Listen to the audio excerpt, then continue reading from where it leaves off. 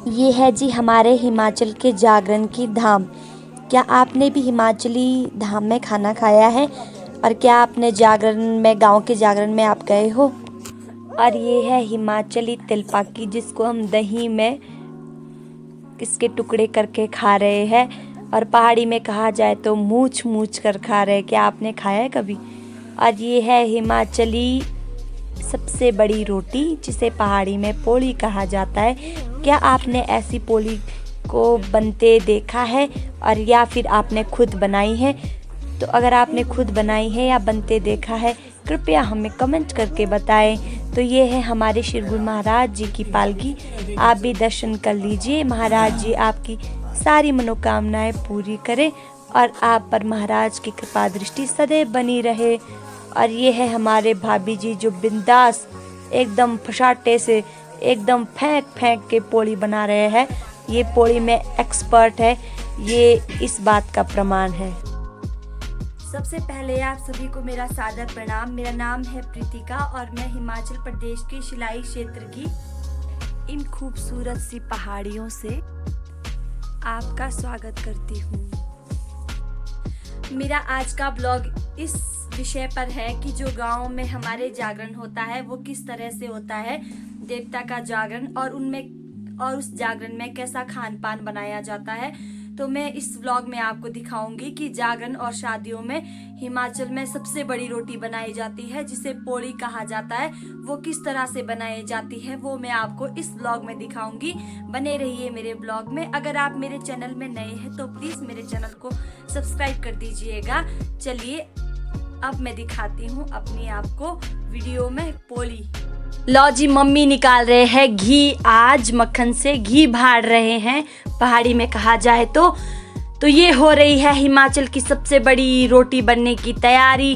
भाभी यहाँ पे आटा गूंद रहे हैं, पहाड़ी में कहा जाए तो आटा बांट रहे हैं।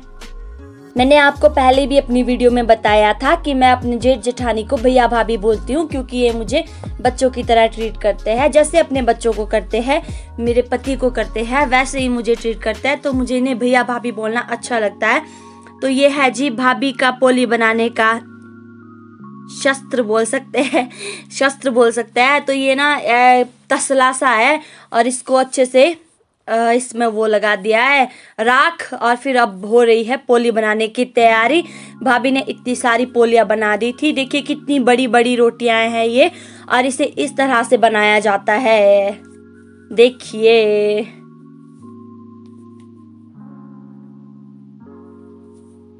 लो जी, बन के तैयार हो गई ये हिमाचल की सबसे बड़ी रोटी।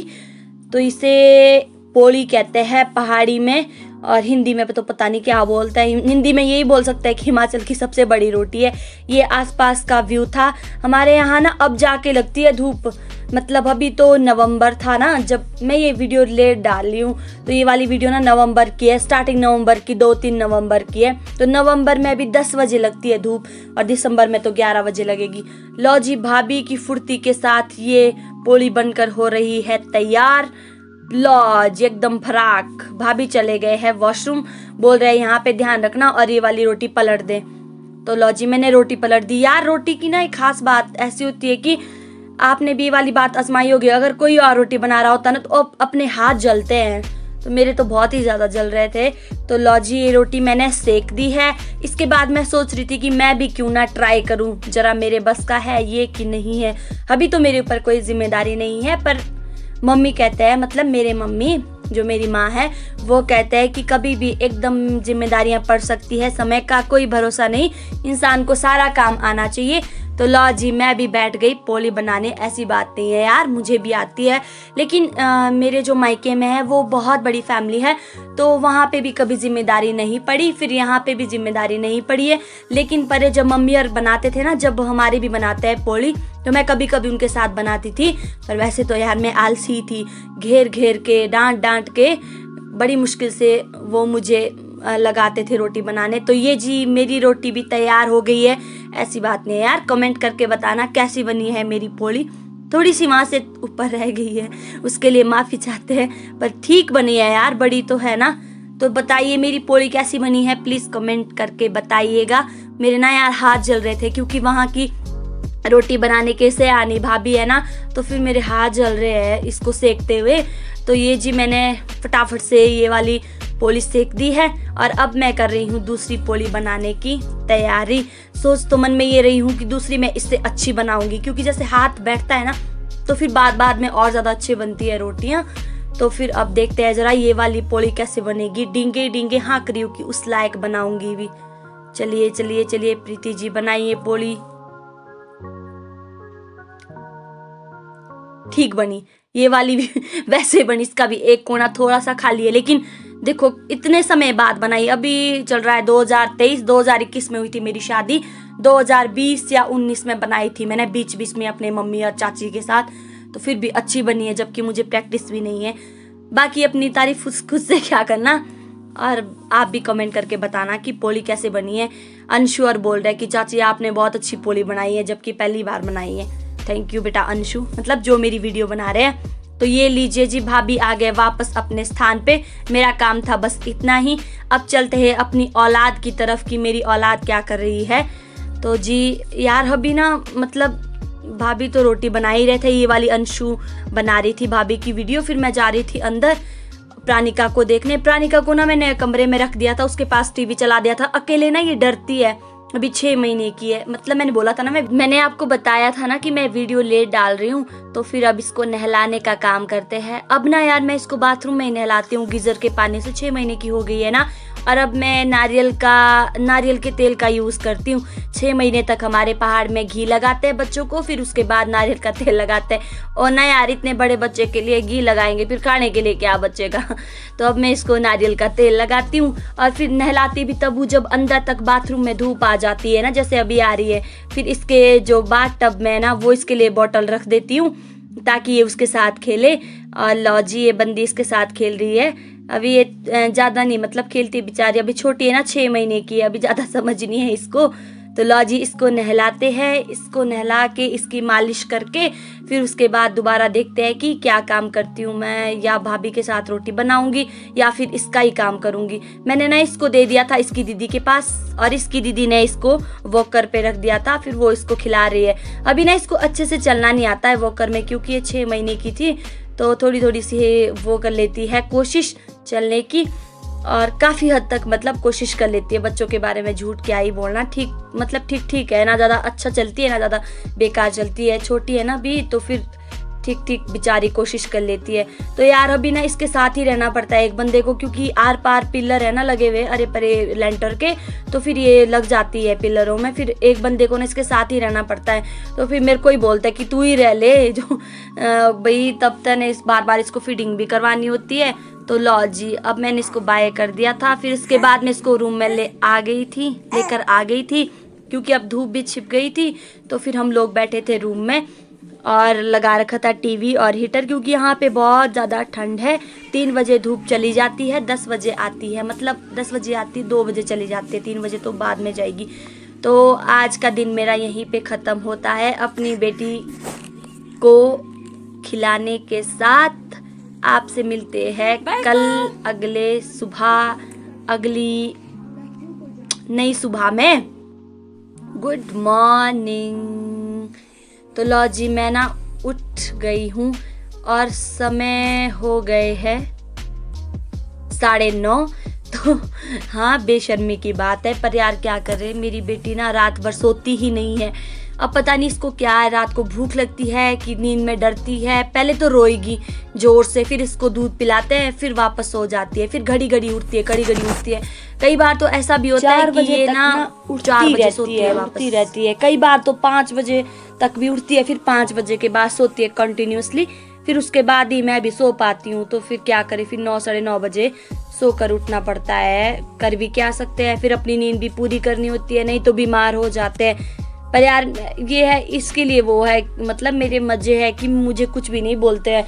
ऐसे सोचते हैं कि भाई इसका छोटा बच्चा है, मतलब मेरे सास मेरे घर वाले कुछ भी नहीं बोलते हैं। ऐसे सोचते हैं कि बेचारी का छोटा बच्चा है, मतलब ऑल ओवर देखा जाए तो अच्छे से कोऑपरेट करते हैं। जब तक मैं सो के उठ गई थी ना, तो दूसरे दिन भाभी ने इतनी सारी रोटियां बना दी थी। तब तक पोली इतनी सारी ख़त्म कर दी थी बना के, और धूप लग गई थी अब 10 बजे, वो भी पार वाले गांव में। हमारे गांव में तो अब जाके लगने वाली थी।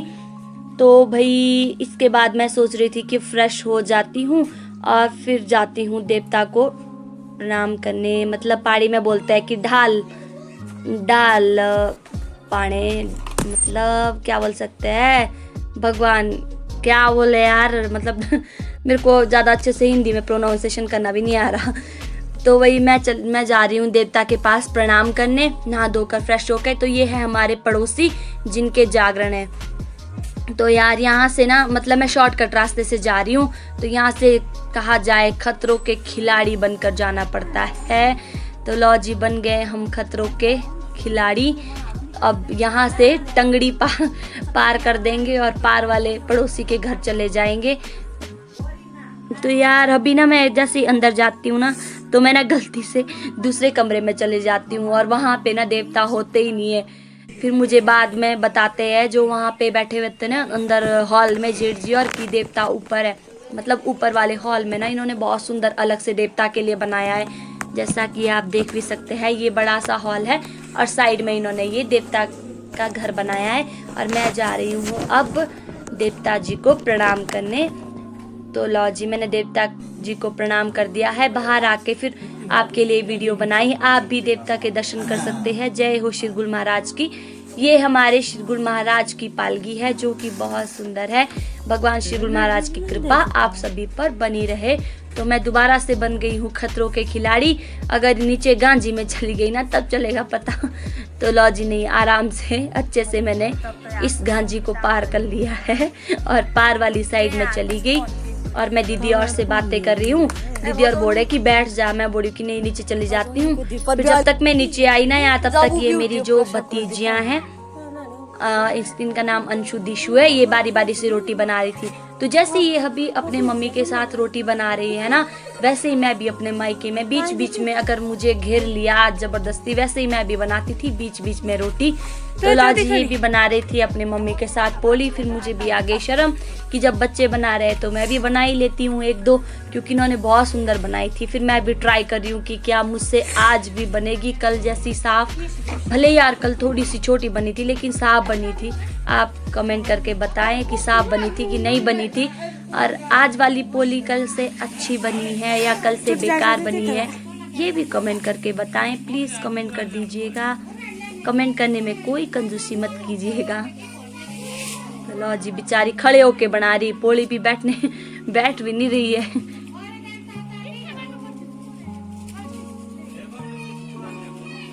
बस डाल दे, इससे पहले कि टूट जाए और बेइज्जती हो जाए वीडियो में। डाल दे। लो जी, डल गई है मेरी पोली। ओहो, ये तो फट गई।